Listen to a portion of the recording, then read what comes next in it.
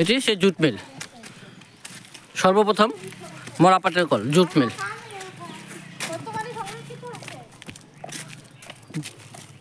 বর্তমান সংরক্ষিত হয়েছে। এখানে একটি